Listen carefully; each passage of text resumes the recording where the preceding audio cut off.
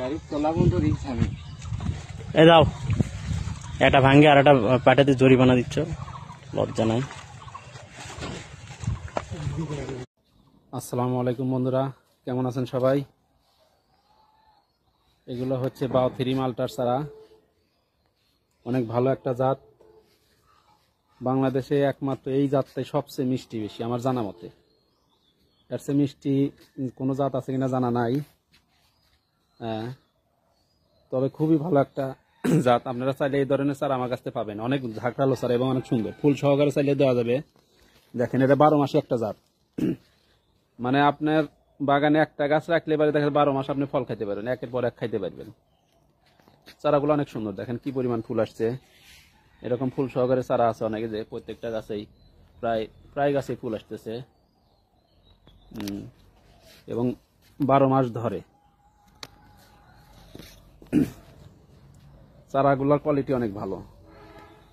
দেখেন একটা গাছ কিরকম। এগুলো আপনারা ছাদে জিও ব্যাগে 15 গ্যালন জিও ব্যাগে দিলে এবারে দেখা যাবে যে অনেক সুন্দরভাবে গাছগুলো বেড়ে উঠবে এবং অনেক ঝাঁকড়ালো হবে। যদি অল্প দিনে ফল পেতে চান তাহলে এই বাউথিরি মালটার চারা আপনাদের বাগানে একটা দুইটা রাখতে পারেন এবং অনেক মিষ্টি আর পর্যাপ্ত পরিমাণ ফলন। আমার গাছে আছে, একটা গাছে 3 বছরের গাছে একটা গাছে 100 কেজি পর্যন্ত ফলন দিতে সক্ষম, এই পরিমাণ ফলন হয়। আপনারা চাইলে এবার এই ধরনের চারা আমার কাছে। আসসালামু আলাইকুম বন্ধুরা, কেমন আছেন সবাই? আমার চাইনিজ কমলাগুলো ধীরে ধীরে হলুদ হচ্ছে, একদম হলুদ হয়ে যাবে।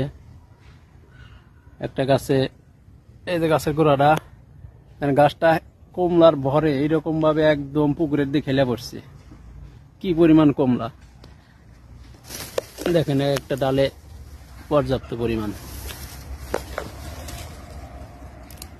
হলুদ হয়ে যাবে, একদম হলুদ হয়ে যাবে এবং অনেক মিষ্টি ও রসালো। দেখেন কি পরিমাণ ফলন।